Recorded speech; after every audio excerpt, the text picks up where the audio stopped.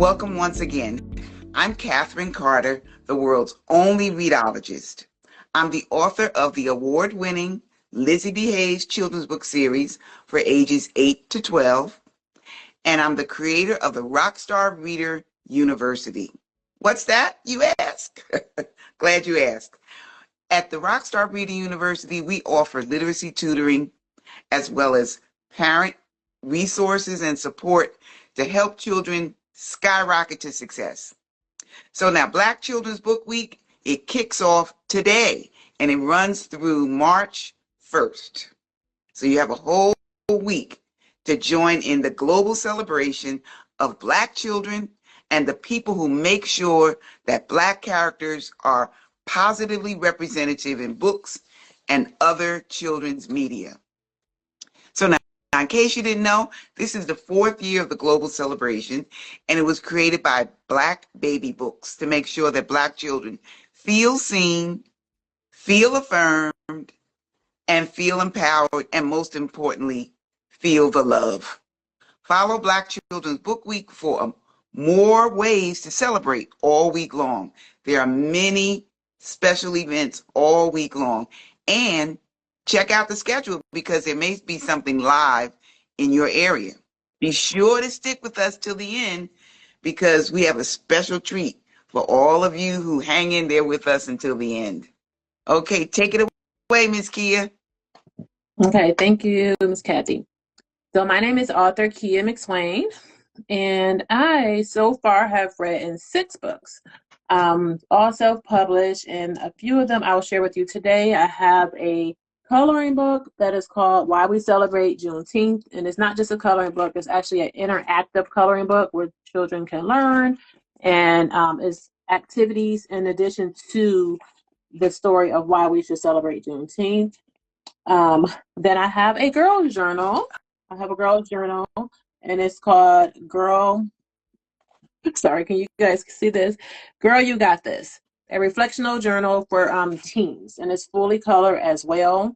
And this is pretty appropriate for ages 10 and up. Mostly I get a lot of middle schoolers and even some high schoolers who really enjoy it.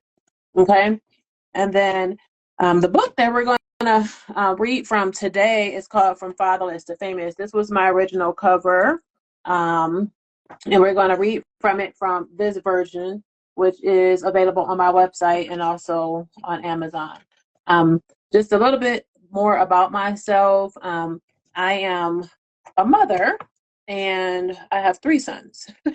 And the reason how I became an author was when my middle son, came home and asked me a question. So this is a picture of my sons. They're all grown now, so they are not as small anymore. But I became an author based on this book when my middle son came home one day and said, "Mom, why am I the only child in the world who does not have a father?" And so that is when this book was birthed, From Fatherless to Famous, because I figured if he felt like that, how many other children could feel like that as well? And I didn't want to just give my son an answer, but I wrote this book in hopes to encourage other children who may be feeling that same way, who may be fatherless. And then some children are motherless, and some children don't have either parent at home. Okay, so this book is short. It's a collection of short stories, biographies, nonfiction, and I just want to share some clips with you all from a few of the stories that I have in the book, okay?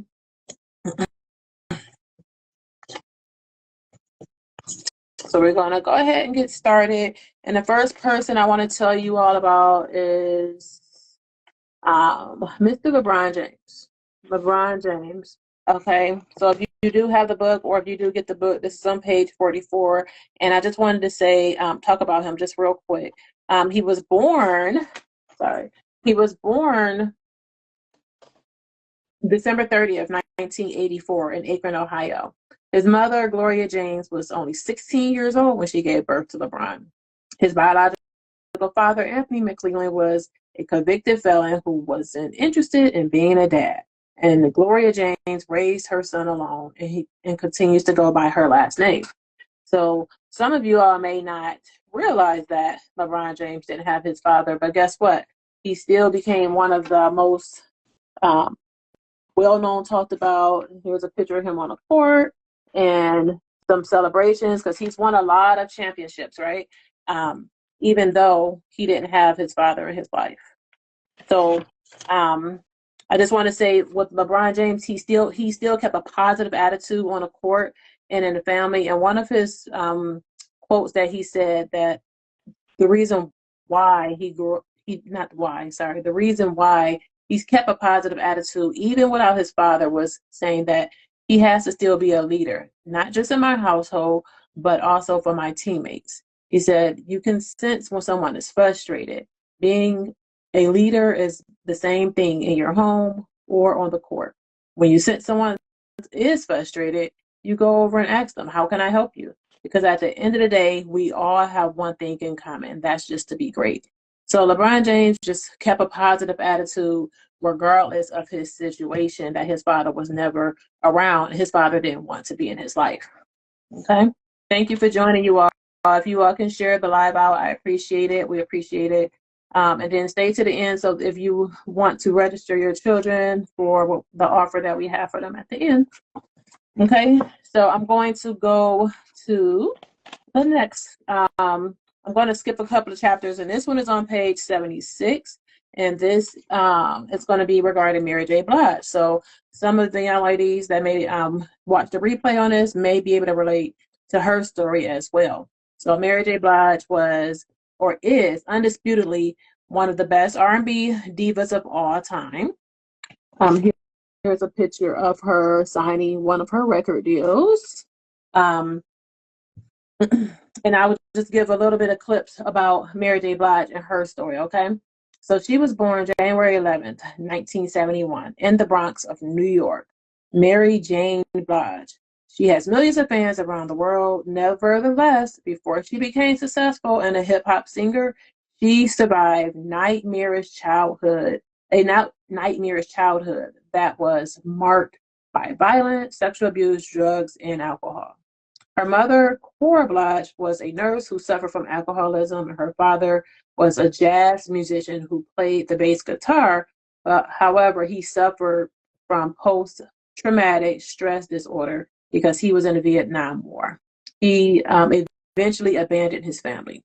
So Mary J. Blige, she did grow up with a lot of trauma in her life and abuse at times. How she found an escape during her time of trauma was to go to church. She says she escaped the terrible world of her childhood by going to her Pentecostal church and singing in the choir. Okay. So the whole purpose, again, here's another video, is, her smiling with some awards in her hands. So eventually, after she started building herself up, she was able to still fulfill her goals and become a very popular singer. One quote that Mary J. Blige said to help her get past some of her trauma was, I am a strong individual. She said once in the Rebirth interview newspaper article, I've been a leader all my life, but didn't know it until it was time to face that. My faith in God was all I had. I said, if God is there, help me. And he showed me that he was there. Okay. And then the last two people that we're going to talk about are in the back of my book. I don't know if you guys, some of you all may be too young to know who he is, but he was also a very popular basketball player. His name is Dennis Rodman, and his father was very young when he had him.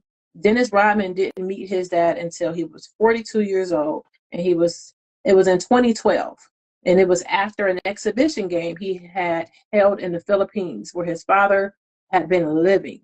He played there. He played for the Detroit Pistons, San Antonio Spurs, and the Chicago Bulls. But despite his father not being in his life his whole career, he still reached his goals and became a basketball player.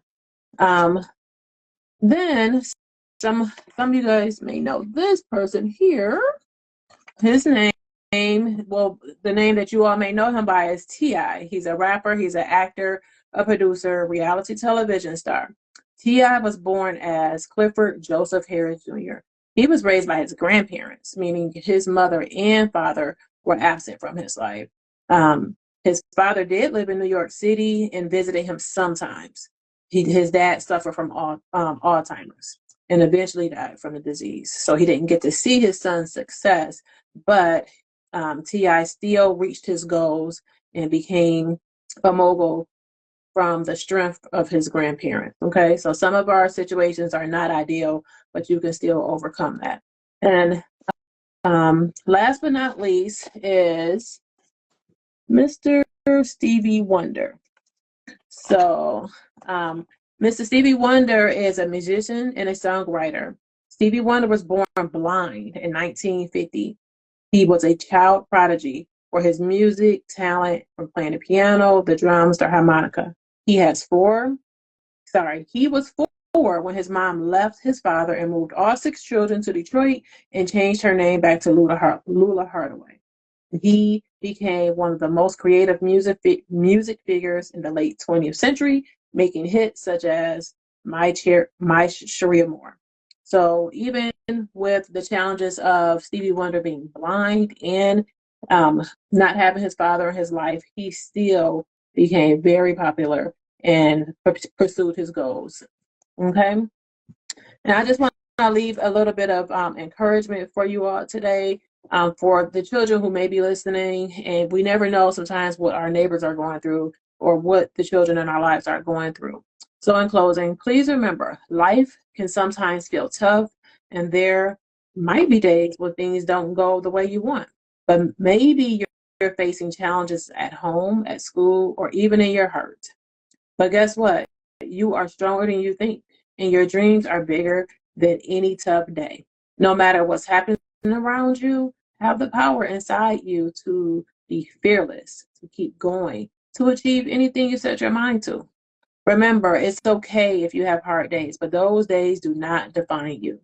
You are brave, you are capable, and you are meant to shine. So dream big, work hard, and never forget you can become incredible people. You can become the incredible person you've always wanted to be.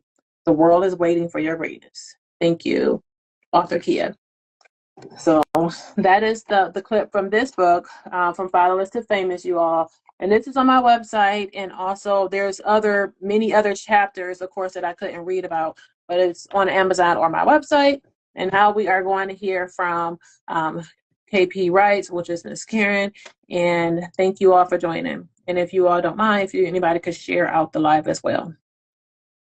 Well, thank you. Thank you for sharing all of those stories about fearless people who overcame obstacles and became leaders in their field.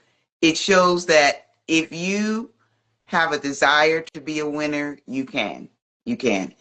Now, will everything be peachy cream? No. But those people are just some of the people to show you that it can be done. So I'm going to share some fiction with you. And I just want to share that I'm the author of a series. This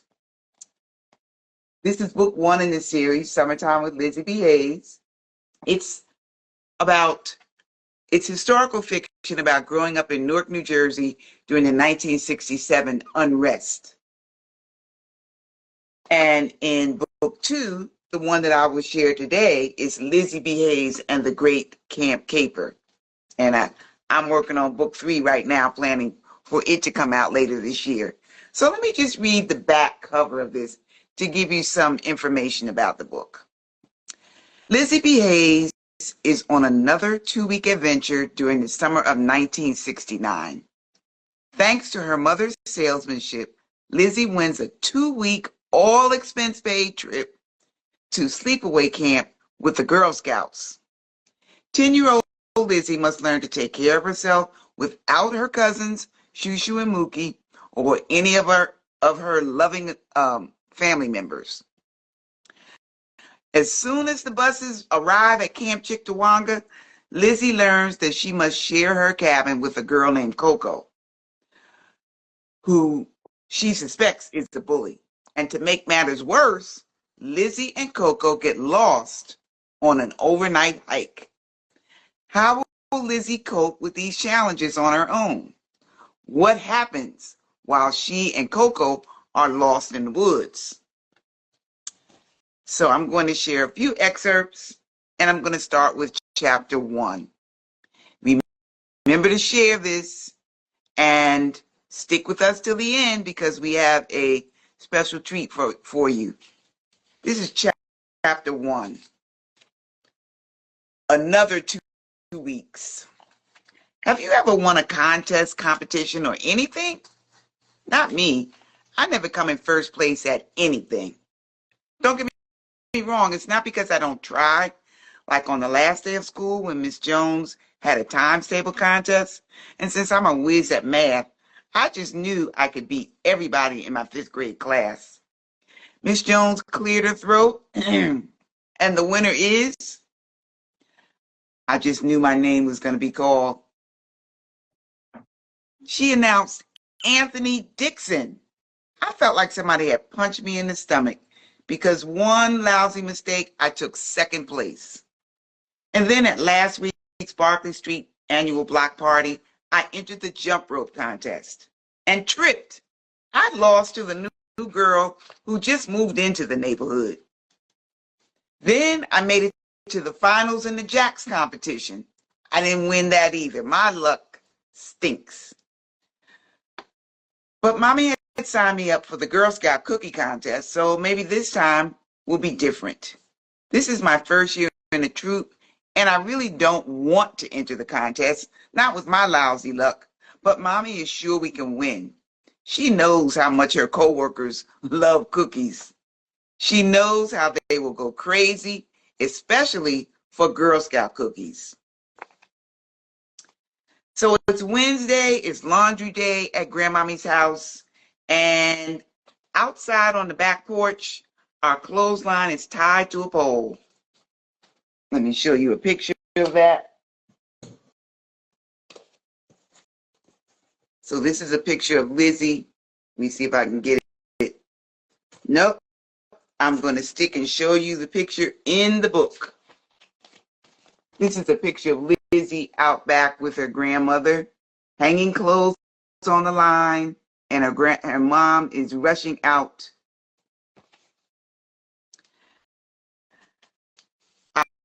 I quickly dig into the can and get Grandmommy another pen, and whoosh, I hear Mommy the minute she comes through the door. Her heels click-clack through Grandmommy's house. The back door flies open and Mommy steps out onto the porch. Her eyes dart back and forth between me and Grandmommy. Lizzie, hurry up and pass Mama that pen. Yes, ma'am. Lizzie, we won, Mommy exclaims. We did it. We are the top sellers. Not only did we win, but we also broke the record for selling the most cookies in the history of your troop. And guess what? The top prize is 2 weeks at Girl Scout camp. Oh, there's so much to do. And Mommy just beamed and rattled on and on. Now I'm a winner. I don't know whether to laugh or cry. Summer vacation, away from home, again, 2 whole weeks. That is the first thought that pops into my head and the last thing I want to do. This doesn't make me feel like a winner. Why doesn't anybody understand that all I want to do in the summertime, every summer, is stay home and have fun in my neighborhood in Newark, New Jersey? So Lizzie she's got to find some courage and bravery to be able to go to camp, and I'm going to share with you a bit of a chapter about the other main character in the story, and her name is Coco Jefferson. If going away to camp means getting away from your brothers and sisters for a while, Coco Jefferson is ready. Coco's mother calls from the bathroom. Have you finished washing and drying those dishes yet? Hurry up and I need your help. You know the twins are slippery in the tub. I can barely bend over. The 9th Jefferson baby is due in July.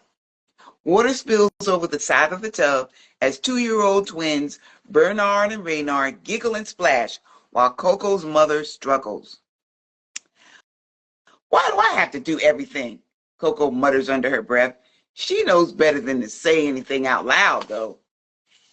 She just whispers it because she dares not to say those words loud enough for her mother to hear. She would be in big trouble.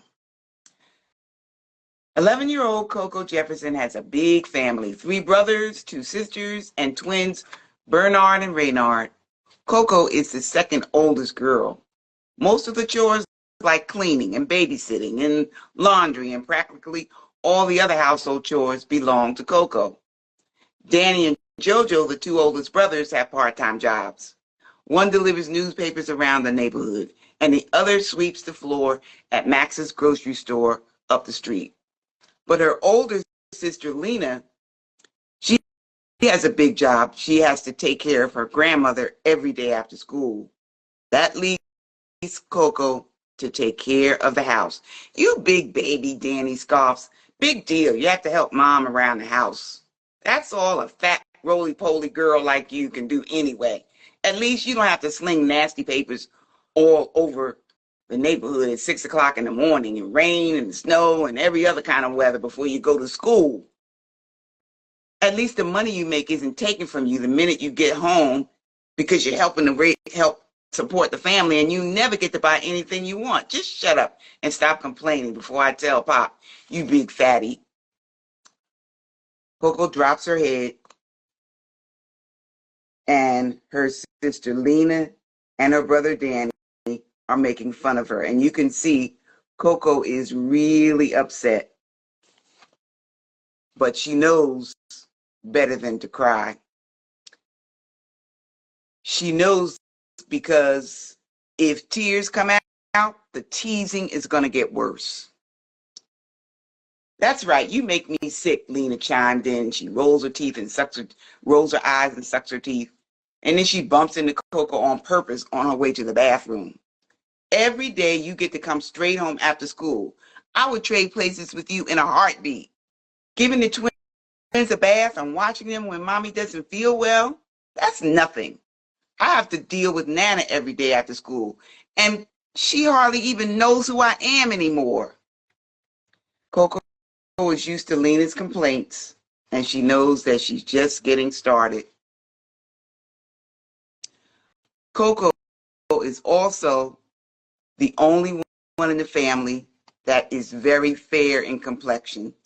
Lena and Danny always tease her about her skin tone and call her names. Coco feels like an ugly duckling, and she secretly wishes that her skin could be caramel colored like Danny or dark chocolate like Lena's.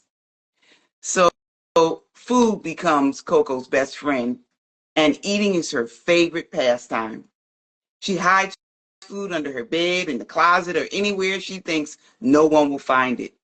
And when Coco watches the twins while her mother takes a nap, she stuffs her face with chips and donuts and candy. That's how Coco helps to make herself feel better from all the teasing. Her mom calls from the other room, remind me again of the camp dates. I want to make sure that your Aunt Sheila will be here in time because the 9th, get this, the 9th Jefferson baby is expected to be gone while Coco is away at camp. And Aunt Sheila has promised to come and help her. Coco checks the Girl Scout calendar and she looks and says, July 9th through July 23rd, Coco calls to her mom in the next room. And she thinks, I can't wait to get away from this house. Those girls at camp better watch out. Finally, I will get to boss somebody else around. They're going to be in big trouble when I get there. So you can see some background about some reasons why Coco may be the way that she is. And you may know somebody like that. And it could be that you may be dealing with some of those things as well. The next one I want to read to you is Camp Chictawanga. That's the name of the Girl Scout camp that they go to. Mr. Mike drives the camp drives under the Camp Chictawanga sign into the parking lot at 3:45 p.m. I know exactly what time it is because I just checked my black Timex birthday watch, which was hidden deep in the inside pocket of my carry-on bag. I had snuck the watch because my mommy told me to leave it at home, but I took it with me anyway. Wake up, Brenda. We're here. You got to see this. Stop. Leave me alone. All over the bus, I hear oohs and ahs. They just arrived at the camp, and Coco is sitting all by herself, and Lizzie is sitting behind her. And this person is Maggie, who is the camp director. Everyone seems happy that we have finally arrived at camp. Everyone seems ready to jump off the bus and let the camping begin. Everyone except that mean, sour lemon sucking face girl sitting next to the window in front. She's in the row right in front of me. Every time I look at her, she rolls her eyes at me. I don't know her name yet, and I don't think I want to know her name. Just then, a lady who looks like the boss of the camp hops up the 3 big steps to get on the bus. Her emerald green shorts and bright white blouse sag loosely around her pale, tall, skinny body. All right, everybody, wake up. Look lively. My name is Maggie. I'm the director of Camp Chictawanga. And when I call your name, your troop number, get off the bus, grab your bags from the trunk, and line up next to the tree that matches your number. Why is she shouting at us? We haven't done anything wrong yet. What's her problem? This Maggie is no joke. I'm not quite sure how to take her, but I know I better follow her directions. And when I hear my name, I gather my things from the seat, sling my bag over my shoulder, and rush to the front of the bus. The next name that's called is Coco Jefferson. Maggie shouts, wait, what? Oh, no, not the sour lemon sucking face girl. She's in my group. We all rush off the bus to get our things from the trunk. We all rush to get to the tree. That is, except Coco Jefferson. She's taking her sweet time. I make a beeline to the tree, drop my duffel bag, and slap the tree. Yes, I'm first in line. Just then, Coco comes huffing and puffing up behind me. Get out of the way. But I was here first. Good grief. I know she's not trying to push me out of the way. She may be tall, she may look mean, but she does not know Lizzie B. Hayes. So what? I'm here now, and I said, get behind me. Coco growls. Oh, no. She's really trying to scare me. Who does she think she is? I'm fired up. My head feels like it's going to pop off. I slide over just a little bit and let her get in front of me because I don't want any trouble on the first day at camp. She brushes past me with that you better move look on her face, and as straining hard as I can, I roll my eyes right back at her. So camp goes on. Lizzie and Coco, they have real issues. Not only does Lizzie have to learn to get along with someone who's not like her, she has to get along with girls who are not from her neighborhood. So she's learning to be strong. She's learning to get courage. But something happens. The last part I'm going to read to you is Overnight in the Woods. Line up next to your buddy, Maggie commands. By now, I think I should be used to being Coco's partner. At least I don't feel like I'm going to throw up every time Maggie shouts, buddy up. But for some weird reason, Maggie thinks it's a good idea for me and Coco to be line buddies. She knows we don't get along. Plus, Coco is so sneaky, Maggie never even sees her dirty tricks. In life, you might get a job with someone you don't like, so you better get used to it, Maggie says each time Jean escorts me and Coco to her office because of us arguing and carrying on. almost every other day, it seems like. Gene is sending us there for some reason or another. We just don't get along. But now it's time for us to go on this hike. And I remember what Grandmommy said. She always tells me, Lizzie, you have to stand up to a bully. They're just jealous. That's the truth. Coco can't stand that I'm better at her at just about everything at camp. Every time she gets a chance, she's mean to me. But now, here we are, the whole troop, including me and Coco, is about to go on our first overnight hike. Maybe it's time. Maybe I should get the nerve and tell Jean all about the things that Coco has been doing. Maybe Jean will understand and give me another buddy. Nah, there's one more week left of camp, and I don't want to spend it sleeping with one eye open and one eye closed, not knowing what Coco might do to me while I'm sleeping. So Maggie shouts at us through the bullhorn, and I snap out of it because I know I'm going to have to go on this trip. Mess kit, check. Tent, check. Flashlight, check. Sleeping bag, check. Rain gear, okay, move out, everybody. Maybe if I trip over the sleeping bag and fall down the hill and twist my ankle, Jean will send me to the infirmary. The nurse knows me. She knows me by name because if there was a medal for having accidents, the medal would be mine. It would be just my luck that the nurse will wrap my leg and send me on the hike anyway. Coco and I are the last two on the line, as usual, because we're the tallest in our group. Dust flies in our faces from the other troopers' feet as we march away from the campgrounds. From the front of the line, Maggie points out the tree markings and other signs on the trail. You need to pay attention. You'll need to know these signs in case you get separated from the troop, Maggie cautions us. Jean, who's our section leader, is at the back of our line. My pack feels like a ton of bricks, and to make matters worse, my left shoe comes loose. I have to stop for a minute, so I tell Coco, just let me stop. I gotta get myself together. She slows down just a little bit. Boom!